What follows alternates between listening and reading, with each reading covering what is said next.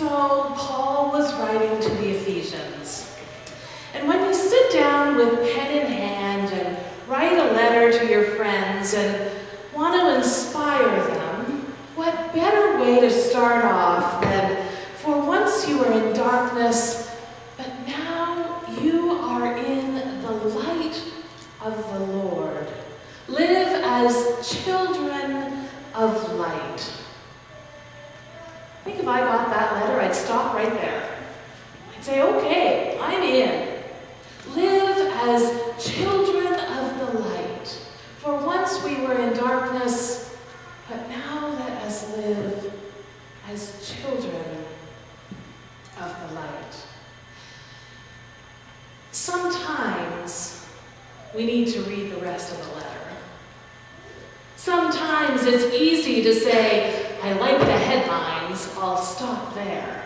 Sometimes it looks easy to see the trailer of the movie and say it's going to be great.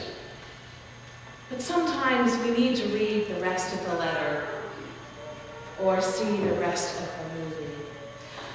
This letter talks about darkness. And sometimes in our culture and in our society, when we think about the darkness, we think that it's evil.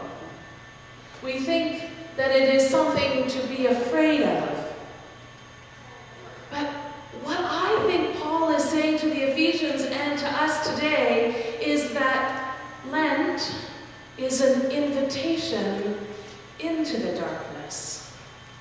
And that when we travel into the darkness, we are always reminded that we are people of light, that we are children of light, but that when we're in the darkness, it is our opportunity to share it.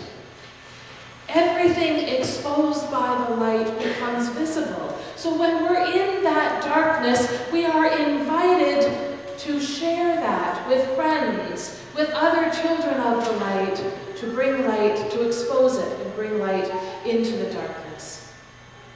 Sometimes our darkness is centered around grief. Sometimes when we're in grieving, we are pulled in to that darkness. Sometimes that darkness is around depression. When we are depressed, we are pulled into that darkness. Sometimes the darkness is when we have gone to the doctor and we are awaiting the results of the tests.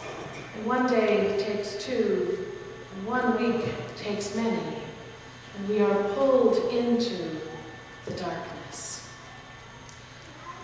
But what this letter says is that we're not alone in that darkness. God walks with us in the darkness. Jesus journeys with us in the darkness.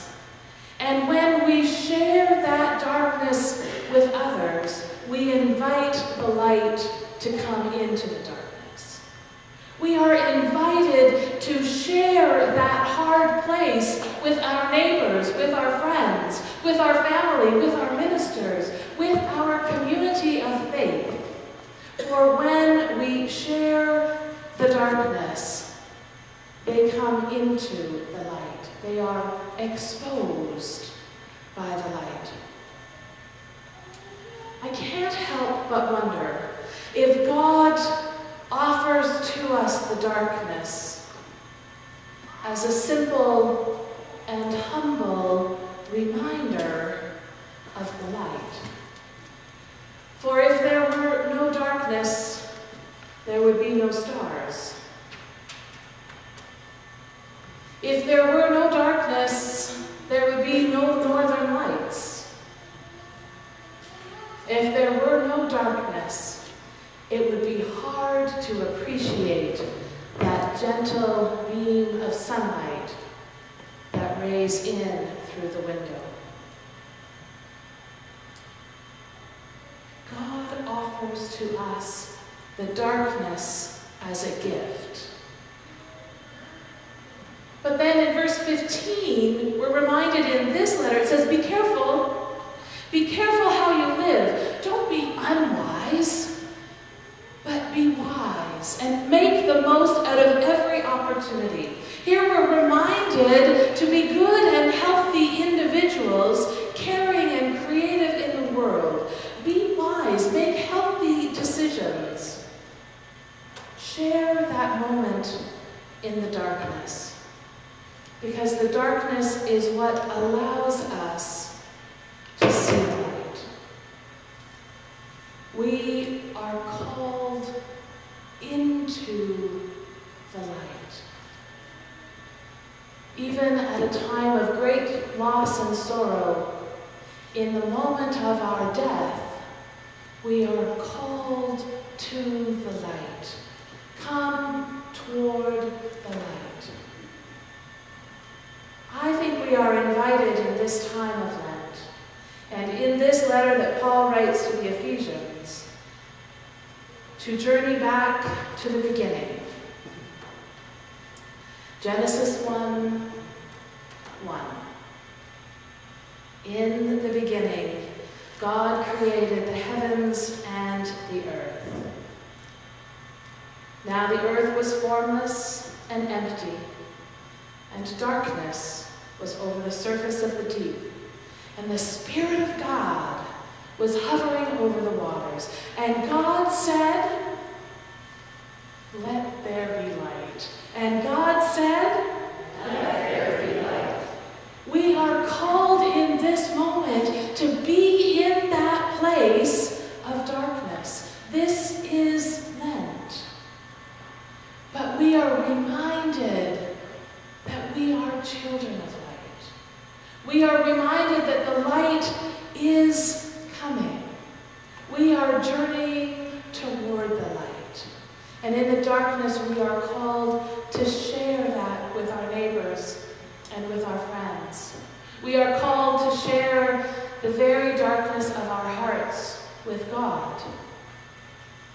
We are called to invite the light and to be children of light. On this week, as we gather to continue this journey of Lent, get your feet dirty. Let them experience the sand of the desert.